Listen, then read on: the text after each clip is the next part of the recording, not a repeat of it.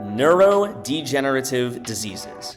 You've probably heard this wordy term before, but chances are you don't really know what it means. And this makes sense, you're just a student, right? These diseases only affect the elderly. Well, while it is more common in elderly, the Cleveland Clinic said in 2023 that these diseases have increased by 18% since 1990 and are expected to double in the next 30 years. You're only a college student right now, but you're going to be old one day, and your family's going to get old too. With the increasing nature of these diseases, we feel it's important to let you know all about neurodegenerative diseases. We're going to cover 4 main points: how these diseases occur, some examples of the big ones, how this could affect you right now, and some current research being done to fight them off. Let's start with the obvious one. How does a neurodegenerative disease work? Well, it all comes down to proteins, the building blocks of life. But you might remember from high school that proteins have their own building blocks called amino acids. Each type of protein is made up of a different chain of amino acids, each with their own shape. These proteins have to have the correct shape so they can function properly. So, as you may have guessed, neurodegenerative diseases occur when these proteins aren't shaped correctly. This happens because of a process called protein misfolding, where one misshapen protein causes the whole structure to change shape. Think of this like an IKEA desk. It comes with all the parts ready to be assembled. But if you put 2 long legs and 2 short legs together, the desk is going to slant. It can't do its normal function, even though all the parts are there. According to Basic Mechanisms of Neurodegeneration, a critical update by Kurt Jellinger, this can happen for a variety of reasons. While it's not entirely known, some are genetic, some are environmental, and some are based on bodily conditions. These proteins can happen to any part of the body, like what happens in mad cow disease or type 2 diabetes.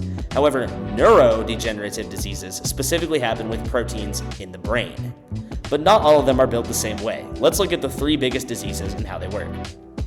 Alzheimer's occurs when there's a buildup of misfolded proteins in the brain that cause brain cells to lose connection with each other and die over time. This results in memory loss that worsens, along with changes in reasoning, decision-making, and personality. Think of your brain like a photo album. Alzheimer's then takes that photo album of memories and starts removing pages out of it one by one. As time goes on, more and more memories are lost. Parkinson's occurs when there are misfolded proteins in neurons, which are your brain's signaling cells. This leads to a reduction in dopamine, which in turn causes irregular brain activity. It usually starts with tremors, but then progresses to rigid muscles, slowed movement, and changes in speech. Think of your body as a truck and your brain as the driver. Inside a car, there's a brake system that controls movement and allows the car to stop and go smoothly. Now imagine that the brake system starts to wear out. The car will still run, but over time the movements get a little jerky, and the driver has to work harder to do the basics. That's what it's like with Parkinson's. ALS comes with misfolded proteins in your motor neurons, which are responsible for movement, that extend from the brain to the spinal cord and the muscles. When these neurons become damaged, the brain can't send messages to the muscles and the function is lost. This causes symptoms such as muscle twitching and weakness, and problems with eating, breathing, and speaking. These symptoms worsen over time.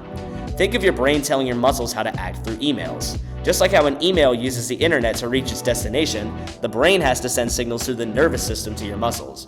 With ALS, the internet stops working and these emails can't reach their destination, and the muscles don't know how to react. It's hard to imagine this happening to you or someone you know, but it's an important realization. You could realistically become a potential caregiver for somebody with one of these diseases. For the elderly person with the disease, they could lose their movement or their memory, causing some bad emotions on you. Financial strain could come into play as they're in a relatively inconvenient phase of their life. For the person with the disease, they could lose their confidence and independence as they struggle to do tasks that were once very simple. From your perspective, it means a lot to understand how the disease works so that you can be more empathetic, letting you help the patient even more. But it's not all bad, there's plenty of research taking place. And AI may play a huge role moving forward in early diagnosis. Researchers at the Mayo Clinic use machine learning to identify brain activity corresponding to different stages of cognitive decline.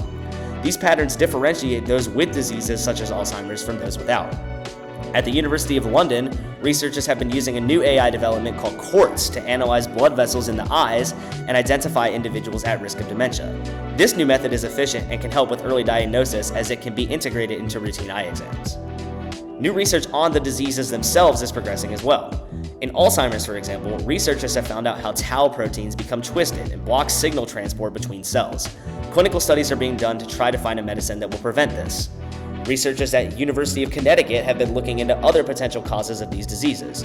A study there found that a depletion of a protein called TDP-43 has disrupted the blood-brain barrier in people with these diseases. This disruption may allow harmful substances to enter the brain. This is important because current research is mostly focused on the neurons themselves.